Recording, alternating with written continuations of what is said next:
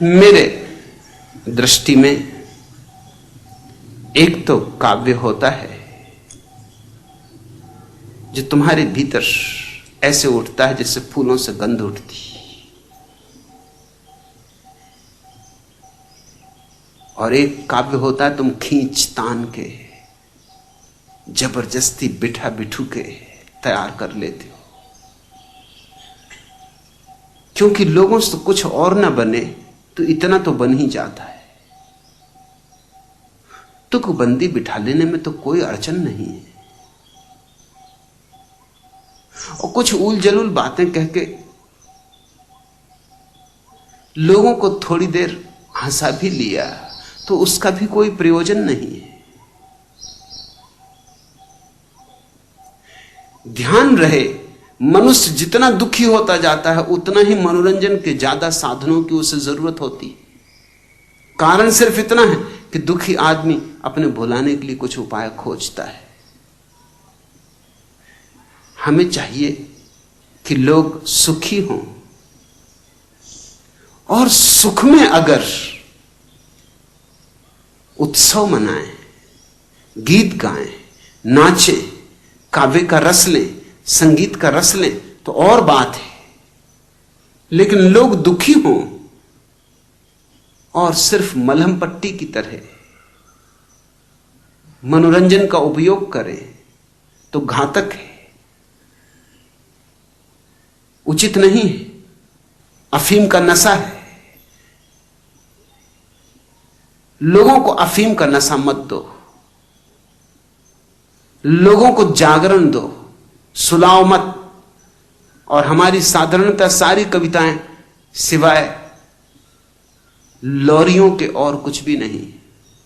जैसे छोटे छोटे बच्चों को हम लोरियां सुना देते और सुला देते, ऐसे बड़े बड़े बच्चों को कविताएं सुनाई जा रही हैं, कहानियां सुनाई जा रही हैं, पुराण सुनाए जा रहे हैं, शास्त्र सुनाए जा रहे हैं, सब लोरियां हैं कि किसी तरह सोए रहो। और तुम भी लोरियों की तलाश में हो, तुम भी सांत्वना चाहते हो, सत्य नहीं चाहते। मुश्किल से कभी कोई आदमी मिलता है जो सत्य का खोजी। लोग सांत्वना खोज रहे हैं, लोग चाहते हैं किसी तरह राहत मिल जाए, किसी भी तरह हो, जीवन में थोड़ी देर के लिए समस्याओं से छुटकारा मिल जाए। मगर समस्याएं अपनी जगह खड़ी रहेंगी, ऐसे समस्याएं छूट नहीं सकती। समस्याएं तो मिटती हैं समाधि से, उन्हें मिटाने का और न कभी कोई उपाय था, न आज है, न कभी आगे होगा। तुम मन से छूटो तो तुम दुख से छूटो, तुम मन से छूटो तो तुम समस्याओं से छूटो।